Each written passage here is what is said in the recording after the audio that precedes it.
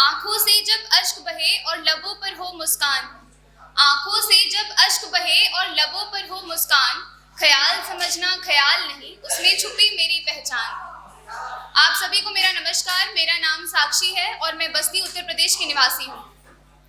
और मैं शुरू करने से पहले कुछ बोलना चाहूँगी कि मैं लिखती हूँ जज्बात मेरे, हालात सुन मुझे बेचारी मत समझना। मैं लिखती हूँ जज्बात मेरे, हालात सुन मुझे बेचारी मत समझना। मेरी कविता है काल्पनिक, सच्ची घटना पर आधारित मत समझना। एक पुराने ख्याल से शुरू करूंगी। एक टूटते तारे से तुम चांद मांग रहे हो, हाय मुर्शद ये क्या मांग रहे हो। एक टूटते तारे से तुम चांद मांग रहे हो, हाय मुर्शद ये क्या मांग रहे हो। जो टूटकर अपने ही टुकड़ों से मिन्नतें कर रहा है उस चांद को पाने की, जो टूटकर अपने ही टुकड़ों से मिन्नतें कर रहा है उस चांद को पाने की, तुम उसी से उसका प्यार मांग रहे हो, हाय मुर्शद ये क्या मांग रहे हो। बहुत शुक्रिया।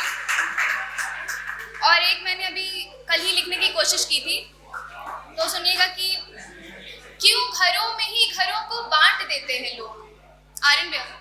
क्यों घरों में ही घरों को बांट देते हैं लोग, सालों प्यार से बंधी डोरी को एक पल में काट देते हैं लोग। क्यों घरों में ही घरों को बांट देते हैं लोग, सालों प्यार से बंधी डोरी को एक पल में काट देते हैं लोग। एक बार सोचते नहीं उन बूढ़े माँ बाप के बारे में, एक बार सोचते नहीं उन बूढ़े माँ बाप के बारे में भी, बोलने भी नहीं देते, खुद ही सलाह देते हैं लोग। कर नहीं पाएगा कुछ ये कहकर लाचार बाप का फायदा ऐसे उठाते हैं। कर नहीं पाएगा कुछ ये कहकर लाचार बाप का फायदा ऐसे उठाते हैं, जैसे सूखते शाखाओं को देख पूरे दरख्त को छांट देते हैं लोग।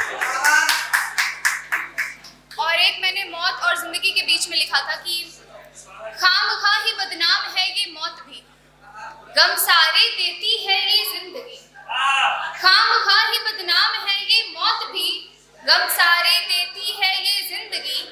कोई ख्वाब मुकम्मल हो न हो पर सुकून देती है मौत, कोई ख्वाब मुकम्मल हो न हो पर सुकून देती है मौत। यूं तो हर रोज ख्वाबों को तोड़ती मरोड़ती है जिंदगी। मियाँ जीने से बेहतर मौत लगती है मुझे, मियाँ जीने से बेहतर मौत लगती है मुझे। और यहाँ हर रोज मियाँ जीने से बेहतर मौत लगती है मुझे, यहाँ हर रोज मौत से बदतर मारती है जिंदगी। और मौत आई तो होठों से चांद बनाऊंगी मैं, और मौत आई तो होठों से चांद बनाऊंगी मैं। यूं तो टूटते तारों सा तकलीफ देती है जिंदगी। और एक पुराना ख्याल सुनाना चाहूंगी कि वो उस दरिंदे से बचकर खुद को कहाँ छुपाएगी, वो उस दरिंदे से बचकर खुद को कहाँ छुपाएगी। शिकारी जब हो पीछे खड़ा तो वो नन्ही सी जान कहाँ तक भाग पाएगी।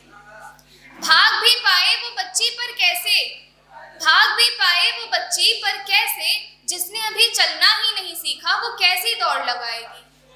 उठते हैं सवाल छोटे कपड़े पर, उठते हैं सवाल छोटे कपड़े पर, तो वो 5 महीने की बच्ची 5 मीटर साड़ी में कैसे आएगी। और एक और नया ख्याल था, बंटवारे पर ही है कि क्या सीखेंगे उस घर के बच्चे, क्या सीखेंगे उस घर के बच्चे, जहां अपने ही ठुकरा देते हैं अपनों को पैर से।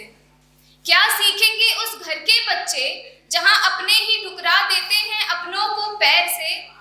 इत्मीनान से बैठ दो बात करने का समय जाता है इनका, इत्मीनान से 2 पल बैठकर बात करने में समय जाता है जिनका, घंटों बिता देते हैं गुफ्तगू करने में गैर से। क्या बात है, क्या बात है। एकता में अनेकता कहानी जिन भाइयों ने साथ में सुनी थी, एकता में अनेकता कहानी जिन भाइयों ने साथ में सुनी थी, अब बंटवारा मुनासिब समझते हैं, न काम लेते हैं धैर्य से। और राम जी और सीता जी की स्टोरी सबको पता होगी, तो उसमें सीता जी का एक स्टेज आया था जिन पे उनसे सवाल पूछा जाता है, तो उसमें है कि रिश्ते पर सवाल नहीं जात पर उठाया था, रिश्ते पर सवाल नहीं उठाया है।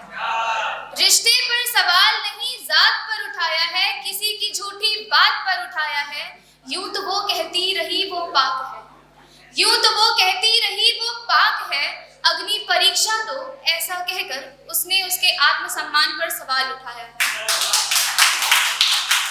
और एक दो लाइन है, इसका बस मतलब समझिएगा कि अगर कोई भी आपको रोज देता है या फिर कोई भी गुलदस्ता देता है, उसे लोग सूखने पर भी संभाल कर रखते हैं। तो आजकल की सच्चाई भी ऐसी ही है कि फूल महफूज रहते हैं गुलदस्ते में ज्यादा, फूल महफूज रहते हैं गुलदस्ते में ज्यादा।